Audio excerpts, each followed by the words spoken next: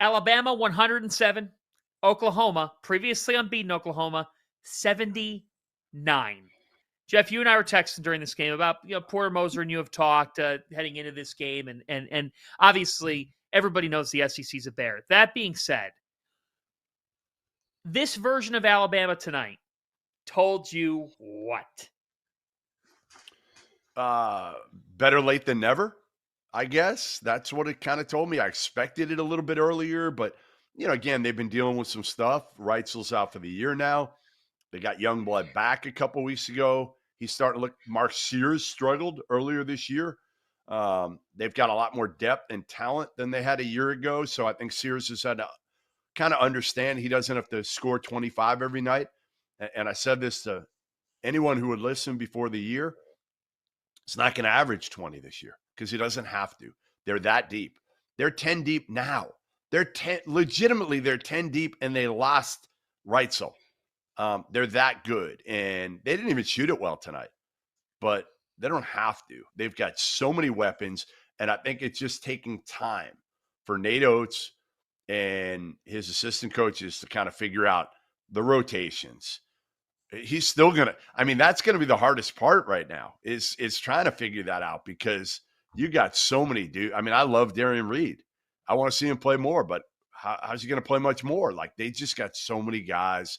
And tonight it all clicked, but it clicked against an Oklahoma team that was primed to be beaten because this Sooners team has played over its head pretty much all year, and I can't wait. And we'll get to this. Maybe we won't have time tonight, but if they go 6-12 in the SEC this year, coming out of non-conference play undefeated, does that get them in the NCAA tournament? I don't know. Yeah. Alabama's a top 4 offense despite shooting 31% from 3 with over 50% of their field goals from 3. So you have to think that this is the Alabama that we could be seeing.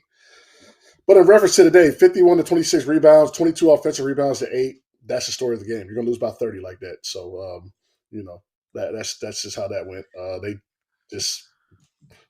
outmanned them on the boards, and Oklahoma couldn't do anything. Meanwhile, also I'm in agreement with you guys. And if that version of Alabama shows up, then they're right there. Call them 1C with Auburn and with Tennessee. All right. Elsewhere in the SEC, the buzzsaw on an all-Texas showdown. Texas A&M beat Texas 80-60. The latest case of A&M, they're really, really good as well. This team, Zurich Phelps and Wade Taylor, Jeff, have made a really nice duo down in College Station, and the buzzsaw is 12-2. Listen, when I saw him out in Vegas, I was like, I don't know, man.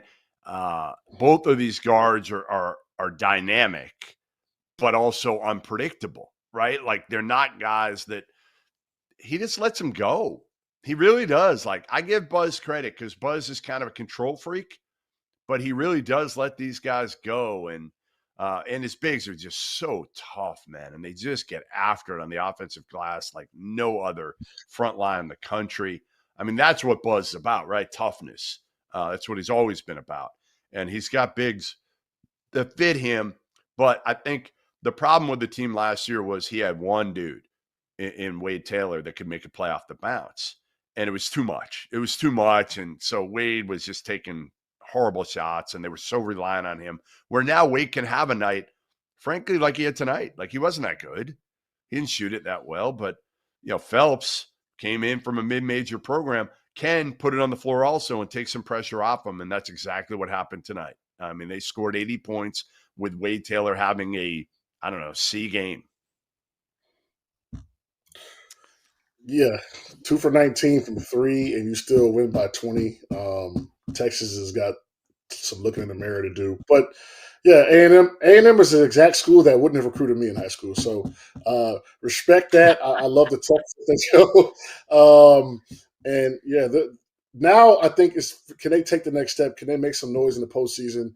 We've sung their praises over and over year after year. I think now is the time to really show, hey, look, we can win some games in the tournament. We can be a team that makes it past the first or second weekend, and this might be the team that could do that.